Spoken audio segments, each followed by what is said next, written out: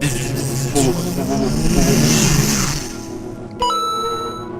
guys, it's Wayne Santos, and I am here with John Wendl, one of the content directors over at Turn 10, and we're going to be talking about Forza 5. So, John, first of all, let's just talk about something that you were actually just telling me a few minutes ago. It's like when you guys first started out, which was like, 2002, 2001, you guys were a small, up-and-coming company that just wanted to make racing games.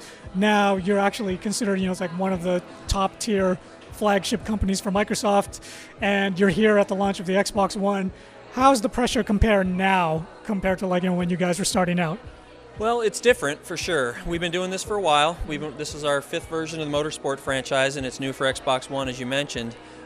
We've been at this game for a while, so in some ways, we're much more self-aware than we were. We have better development processes, but we're trying to develop an epic, innovative game for the launch of a new console. So with that comes a lot of stress, a lot of expectations. When we started out, there was no Forza. We made it up, right? It was our franchise to build, so there weren't that many huge expectations on us. Now we are a bit more of an established franchise. We're trying to be one of the leading titles for the launch of Xbox One. So with that comes a lot of pressure. People are like, what's Forza doing? How are they pushing the power of the box? What are they doing? And we're trying to develop it, delivering really the biggest racing game ever available at launch. If you think back to the launch titles of previous generations, like the Project Gotham Racings, Ridge Racers, they're fairly small experiences.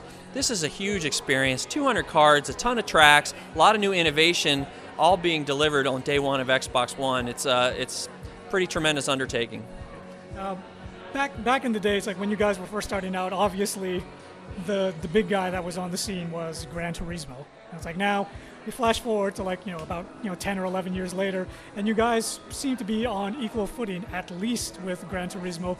What's the reaction been at the studio to this rise in prominence? Well, we were all, myself included, big fans of Gran Turismo. It's part of what got us into racing games.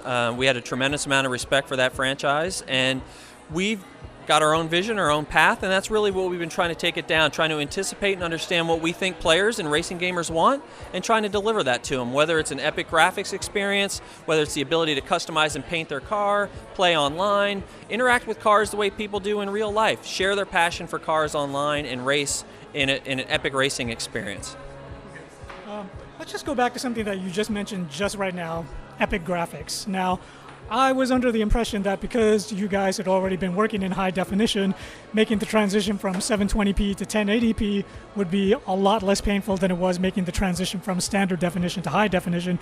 But you have given me the impression that I may not actually be right about that. Well, it's a numbers game. If you think about it, 720p is 1280 by 720 resolution. 1080p is 1920 by 1080. It's an order of magnitude larger, so many more pixels on screen. And we're running true native 1080p resolution at 60 frames a second. That means we get 16 milliseconds, 16.6 milliseconds to render every frame. We have to do everything we do graphically, everything that runs in the game in 16.6 milliseconds, and we run full screen anti-aliasing, 16 cars on track with a new physically based rendering system that we built from the ground up for the Xbox One.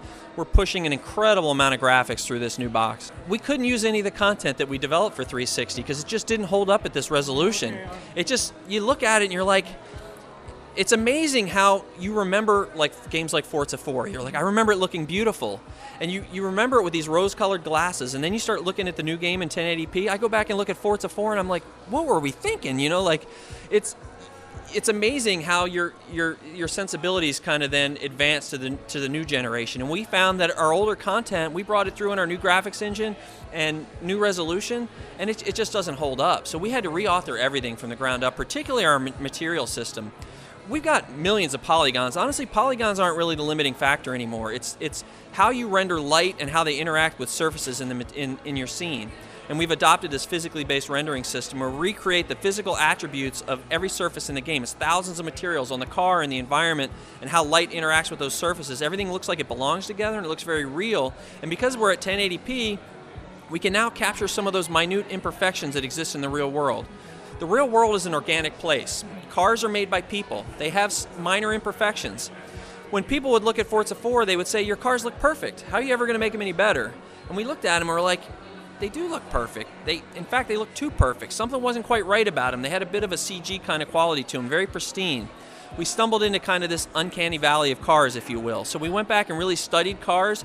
We looked at them up close, and we found that if you examine them up close, they have minor imperfections to them. The paint isn't exactly smooth, and you can see it in the reflection. Where the caliper came out of the casting process in manufacturing, where they machine the rotors, the brake rotors. These little subtleties that these cars were built by humans with all of our own imperfections. And even if you're a car guy, you get it. You're like, hey, look, they showed the orange peel on the paint. That's awesome. I know what that is, and it's cool. But even if you don't, you get it because you're used to seeing cars that way, and there's something very comforting about it. And people see it, and they're just like, that looks so real. I'm not sure why, but it just looks so much more real because we've got all those little details. Everything from the cobblestones in the street to the architecture to the surfaces on the car, everything has this little bit of imperfection that in the past, at lower resolutions, you just didn't have the fidelity to get that kind of detail across. But now at 1080p, we can get that kind of detail in the game, and it's bringing a whole new level of immersion and realism to the game. You said something a little earlier, which I found really interesting. You were demonstrating the game for me. You showed off the Drivatars, and then you dropped this fairly provocative statement about how this could be the end of AI, or at least you would like to see this be the end of AI. Now, what for the audience, what did you mean? What were you getting at when you said that? Sure. Well, Drivatar technology, it was first introduced with the original Forza Motorsport, but now with the power of cloud computing, it's opened up its true potential. What Drivatar does is it observes how you drive, basically the decisions you make, how you take certain kind of corners, how you drive certain kind of cars, what you do in traffic, are you aggressive, do you drive dirty? It takes thousands of these data points, it sends them up to the cloud, and we use cloud computing. Think of it like big data. It's millions of data points that any one computer can't process or deal with.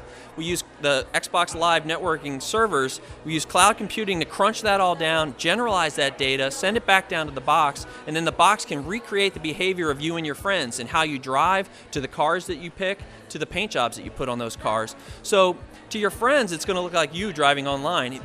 Your Drivatar is going to be driving your car with your paint job, driving like you would drive, and it can predict how you would drive even in cars you've never driven in and on tracks you've never been on before.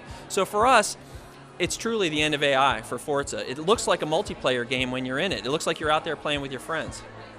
All right, well, thank you very much. So that was John Wendl, and this was Comics and Gaming Magazine. See you guys later.